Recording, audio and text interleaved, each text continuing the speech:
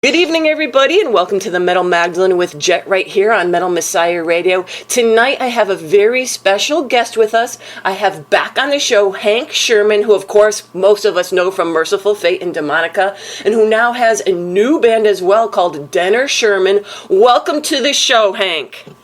Thank you. It's a pleasure to be here again. Now, Hank, as we were talking about a little bit earlier before this interview, last time we talked was about Demonica like 5 years ago. Where the hell does the time flow to? Yeah, you tell me. I mean, like when as me as a person, I'm constantly making songs, and by the time in 2009 I started to work on the Demonica project, and we got this really cool band together. We signed with Massacre Records in Europe, and we had this new label in US called Giddy Up something Records, which completely fucked it all up. So we were hanging in there, not going anywhere because the US company kind of went bankrupt, couldn't support us, and it was really lousy. So, and since we were we have people living all over the world. It got pretty complicated, especially in life situations. I mean, we have higher expenses to even, meet and all that. So, so things kind of faded out. And then suddenly I got this headhunted for the tour guitar player with the Danish band Volbeat. And, and then I was basically off, into other adventures. And now we are here, new album. Denner Shermann, we are back, to where we started. So tell us, Hank. How did Denner Shermann come all about? I mean, were you approached? Was it all a collective thinking? Yeah, we were never approached. So I think I got the idea. I thought that since Melissa and Don't Break the Oath were having 30 years anniversary, I think at least someone had should show some kind of respect and celebrate that. And I didn't sense any from King or Metal Blade or Roadrunner. I mean, they would even mention it. So that was basically when Michael and myself got the idea to let's play a little snippet from all the songs on those albums. And in all that process of making those two videos, it was a very natural step because it was really fun to do and was very relaxed. And I'm sure the fans, as far as all the feedback we got, really like that down-to-earth approach to it. And so it was a very natural step for us to take it further. Say, hey, Mike, this feels good. We have been playing together for almost, knowing each other for 30 years. Let's do a band now. I mean, it feels like it's the right time. And being like the guitar team from Mercyful Fate, I would rate have a better potential and better impact as suppose let's say we are splitting up and have our own bands on the side. So that really took shape very fast. And so how did you go about picking the other members? That must have not have been that hard. Nah, we have, first of all, before we kind of turned it into a band, we had this crazy idea that for every month we should release one single with a legend, for the vocalist, right? So, and we were really up to that idea, it has never been done before and all that. But I mean, that idea kind of faded really fast, even though we got some really, really big names on the list already committed. So we kind of, took that back and decided to, hey, it must be a band. And in the meantime, we had all that announced on the internet, Facebook, the socials, and, Blabbermouth and the whole shebang there. And within a day or two, we had Sean Peck sending me a message, say, hey, I'm Sean, heard about your, new project. If you're looking for a singer, I'm certainly up for it. And, that was perfect fit because me and Michael are huge, fans of singers that can scream and, coming out of the Judas Priest kind of era from the 70s and obviously Mercyful Fate as well, with King Diamond. So, it seems like a perfect fit. And also I think Sean has a signature personal sound to his tone, and that is very important to us. And, from there went very fast. I took the bass player from Demonica. That was very obvious. He's a great guy. He's a tremendous bass player. and Snowy Shaw came up instantly. He's one of the world's best, signature drummers, and he was in for it too. So, within a week or two, we had it all going. I mean, it must have been kind of fun for you. I mean, here you are with Michael and Snowy recording like you did back in the day. I mean, that has been like an awesome experience because we are totally starting from scratch. I mean, it's like, I kind of see it as, when we started with Mercyful Fate, we started with a mini album or EP, working our way up, right? And this is basically the recipe we are using now. Starting with an EP, then go on to the album and having fun while doing it, because we are back to the style that we basically invented in our own terms, and that we feel we are pretty strong at executing. So it's really fun. I really enjoy to really be back in that old school classic metal style there, 100%. So that's really cool, especially having Michael on the side. That certainly makes sense. So Hank, is that what you were going for when you were putting all this together, trying to get that back to that kind of old school feel? I mean, what were you trying to put forth with this album?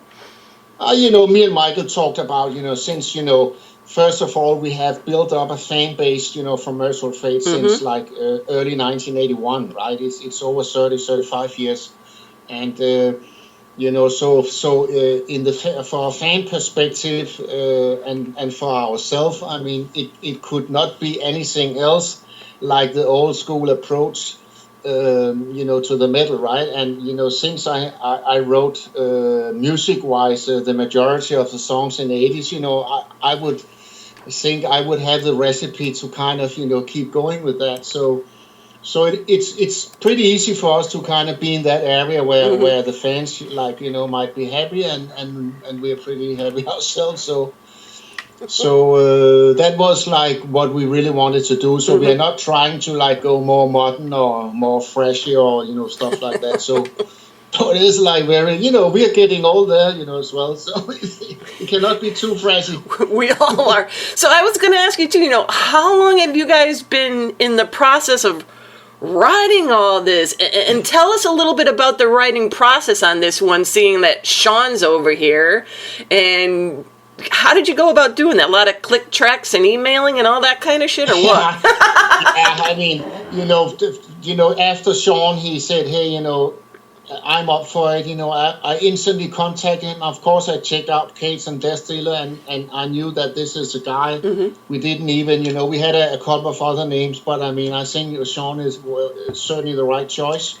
And the funny thing is, like, some years ago, I got an email from a well-known US band, asking me if I could write a song that was kind of along the style of Mercyful Fate, early Mercyful Fate. So I completed the song, had some emails, and then suddenly that band had some personal issues and stuff. So it never really came about to become anything. So with a few modifications I did in a day, I sent that song off to Sean instead, and a day or two later we had the first song, and that ended up to be like Satan's Tomb. Oh, cool. And so Sean wrote the lyrics for all this stuff? Yeah, so how it usually works, like almost like in the beginning of the 80s as well, I'm doing all the music since, that's what I have been doing basically since I've started playing guitar, composing. So I'm doing all the music, and Sean is doing all the lyrics, and he's totally free to write almost about anything, right? So it's like really a ping pong between me and Sean, like for composing the songs, and and then I'm arranging them, cutting the solo pieces. Then I would go to Michael's place, and we sit and talk a little about the solo parts. I mean, where Michael had to play solo on top of that in order to shape it to his style.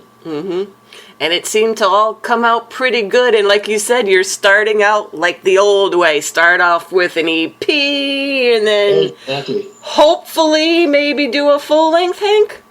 I can reveal to you and all your listeners that we are 7 songs into the album. Yay! And we have about I would say 3 songs more to go.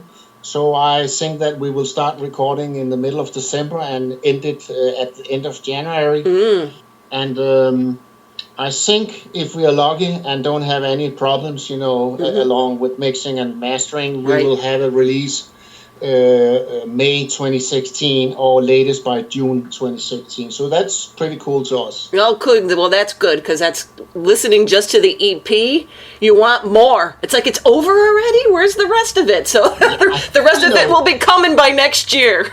I mean, I think that we made the right move because, having this kind of appetizer. I mean, for these 4 songs, we had 2 like more straightforward metal songs. Then for New Gods and 7 Skulls, we put a little more layers to it, a little more intriguing stuff, plotting stuff.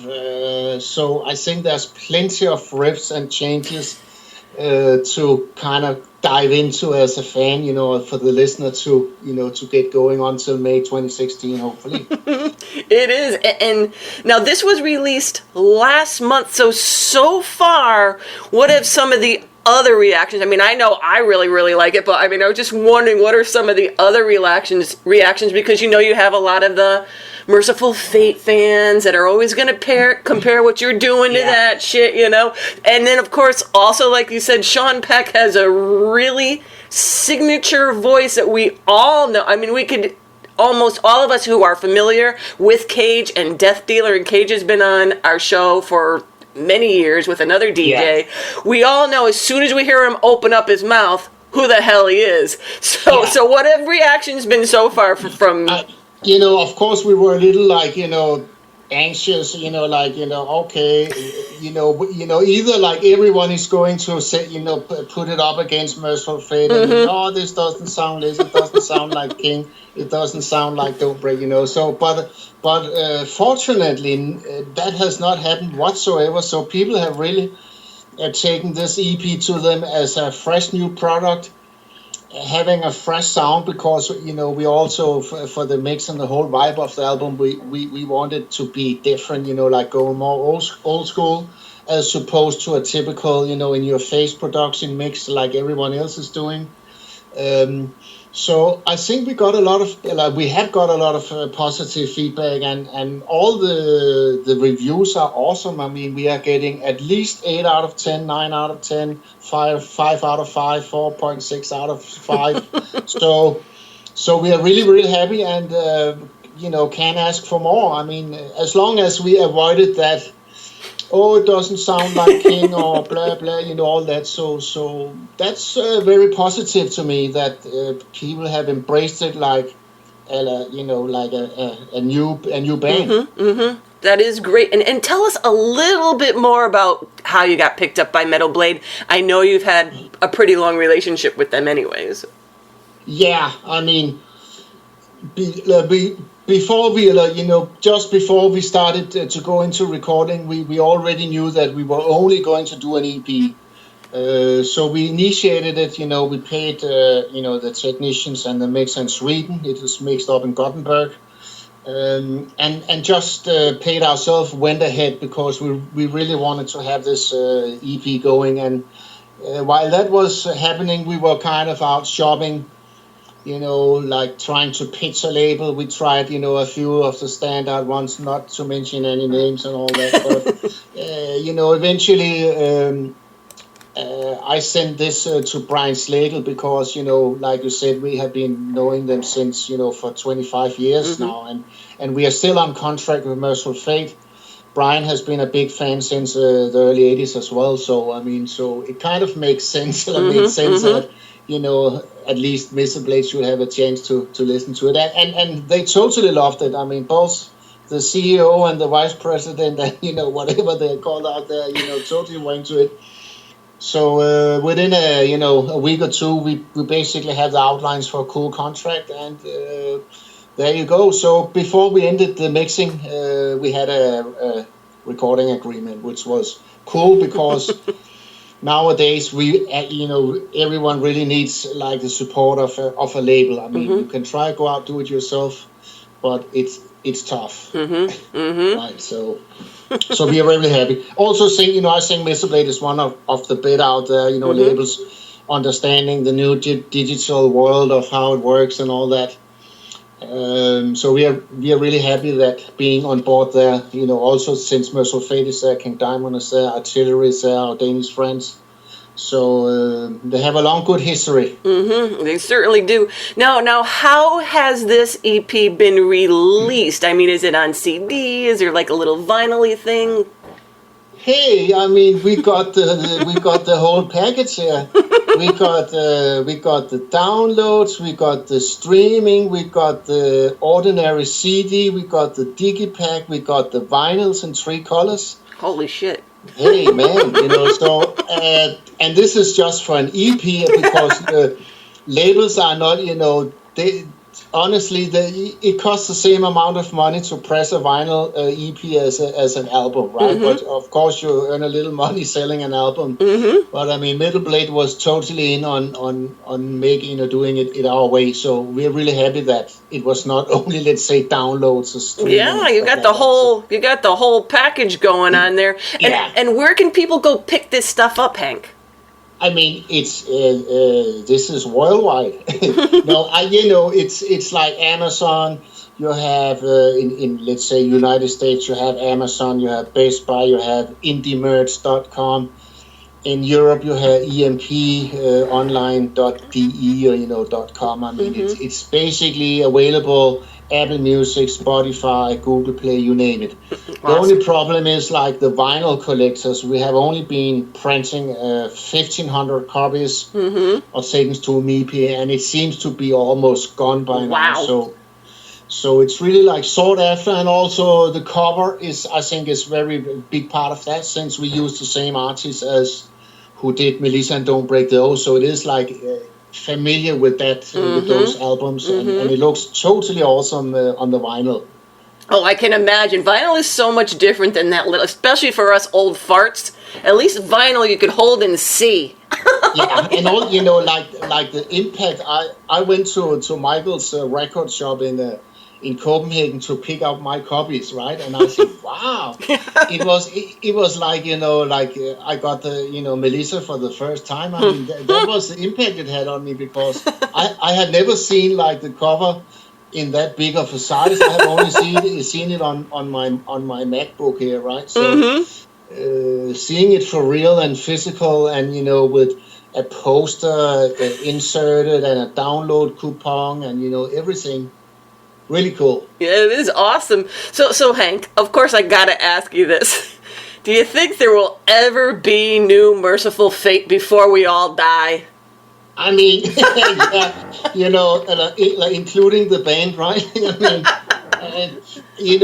I would hope for the fans, and that we will, kind of get together for, let's say, one more time. It has been in a talk some years ago. Me and King had been talking about some options and stuff, and we are still on board with Metal Blade, have some, agreement there to do one more album. But I think if, now me and Michael have launched Denner Shermann, which of course is priority. King is like relaunching himself after some troubled period in his life. And I think, behind, after all that, there might be a change. I hope there will be a change at least. It would be a shame if we at least didn't do, let's say, a concert in New York, or maybe do one more album, stuff like that. So let's all hope that it will happen, at least for the fans' sake. And I think, all the members of the original Mercyful Fate are still very good friends, and everyone is kind of really,